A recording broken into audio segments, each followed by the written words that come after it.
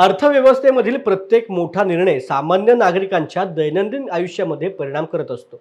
पिण्याचे पाणी, शिक्षण, आरोग्य, सार्वजनिक वाहतूक सेवा.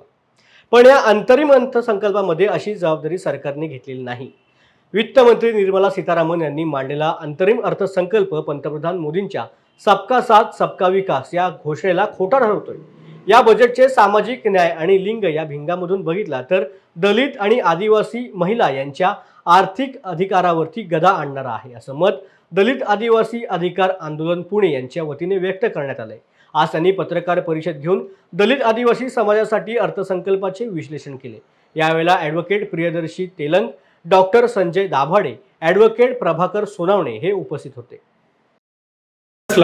तरी इफेक्टिव्हली टार्गेटेड ज्या योजना आहेत, म्हणजे आता 51,08,780 कोटीचा बजेट आहे, त्यापैकी 1,21,023 कोटी तुम्ही शेड्यूल कास्टला दिलेत, शेड्यूल ट्राईबला दिलेत, 1,65,598 कोटी शेड्यूल कास्टला दिलेत. पण इफेक्टिव्हली फक्त 44,282 कोटी हे अशा योजनांसाठी खर्च आहे जो शेड्यूल कास्टच्या कामाचा आहे. दिव्यांग लोकांच्या गरजा लक्षात घेऊन सर्व शाळा आणि वसतिगृहे दिव्यांगासाठी अनुकूल केली पाहिजेत आणि हे सुनिश्चित करण्यासाठी निधी उपलब्ध करून दिला पाहिजे. अनुसूचित जाती जमातीच्या योजनांच्या अंमलबजावणीसाठी वैधानिक चौकटीच्या अभावामुळे बहुतेक योजनांची अंमलबजावणी होत नाही आणि म्हणून विषय घटक योजनेकरता कायदा करण्यात आला पाहिजे.